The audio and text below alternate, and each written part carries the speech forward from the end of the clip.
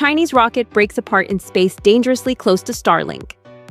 A Chinese rocket has broken apart in orbit, scattering debris alarmingly close to SpaceX's Starlink network and raising fresh concerns about the growing congestion in low Earth orbit.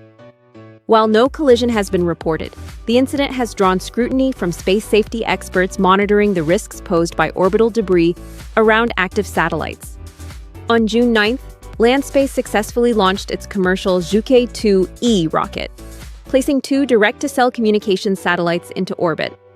The mission appeared successful until after payload deployment, when the rocket's upper stage attempted a routine disposal burn designed to vent leftover fuel and pressure. Instead, something went catastrophically wrong, causing the stage to fracture in orbit. The U.S. Space Force confirmed the breakup through spacetrack.org.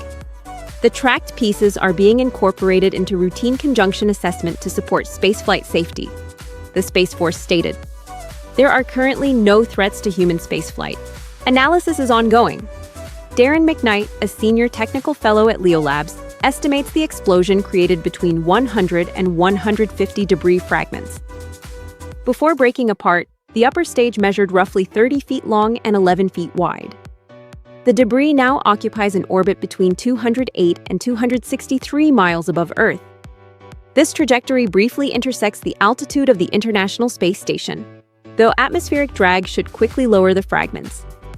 Greater concerns surround SpaceX's Starlink constellation, particularly newer satellites and direct-to-smartphone units operating at lower altitudes. Because the breakup occurred relatively close to Earth, atmospheric drag is expected to remove most fragments within months, rather than decades. McKnight warned that 3 of the top 4 breakup events in LEO are of Chinese origin, highlighting growing concerns about China's orbital debris record.